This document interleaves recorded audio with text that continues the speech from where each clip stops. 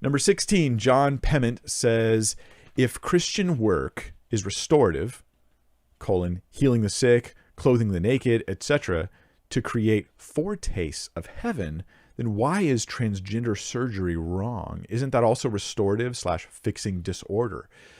Okay, there's John, forgive me here. There are a number of things that I disagree with in what you've shared, and I'm going to walk through those only for the sake of clarity. So please consider what I say. I know, being the guy with the microphone, I've got a much louder voice, and it could be like a little unfair just because I have such a loud voice and you're not able to respond back right now. But I hope you'll consider these thoughts, right? So you say, if Christian work is restorative, healing the sick, clothing the naked, and this creates a foretaste of heaven, and that's your principle, like that Christian work is supposed to be restorative and create foretastes of heaven. I don't think it is. So it can be, but I don't think it just is, where everything I do as a Christian is restorative to those who are watching and listening. And an example from Scripture is, and I want you to really let this sink in, when Jesus preached to groups of people, they would sometimes ignore him, and then he would tell them that they were even more condemned now than before. Let that sink in. Woe to you, Chorazin! Woe to you, Bethsaida! If the works that have been done in you were done in Sodom and Gomorrah, it would have still stood till today, right? It'll be more tolerable in the day of judgment for Sodom than it is for you, because they ignored the miracles and the works that Jesus had done.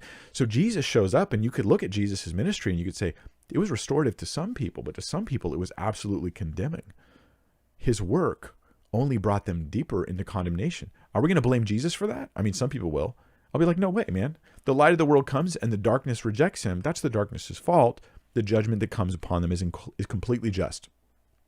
And God is glorified even in dealing with them in judgment. But I would just say this, biblically speaking, our work is not entirely restorative. It's just not. The desire is restoration with God, but those who reject the truth don't receive that. And so it's too clumsy of a principle to say Christian work is restorative. Yes, there's healing the sick. Yes, there's clothing the naked, but there's also preaching the gospel. There's telling people to turn from their sins, and like, Paul the Apostle's persecutors would not consider his work restorative. They would consider it destructive. They were just wrong. So it was destructive to them anyways. So that's an important issue I would just throw out there. Too clumsy of a principle to say that all Christian work is, quote, restorative. It's not. It depends on whether people accept or reject the gospel, whether they get restored or not. But then you ask this, why is transgender surgery wrong? Isn't it restorative / fixing disorder? And here's where I'm going to say the question here is, where's the disorder in a transgender person? If you're transgender, here's two possibilities. There's disorder in your body. You have the wrong body. Like, you should have a female body, but your body is male. You should have a male body, but your body's female. And so finding the disorder in the body, we think we ought to fix the body, make it as close to male as you can. I mean, you can't act with any degree of surgery. You can't actually make a truly male body out of a female one. You can't make a truly female body out of a male one, but you can cut off and remove essential parts of the body that represent your femaleness or your maleness. You could try to reform and genetically, this is so sad, use surgery to try to restructure, to artificially create some mimicry of a male or female piece of anatomy.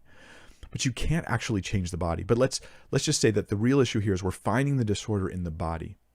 Here's another option.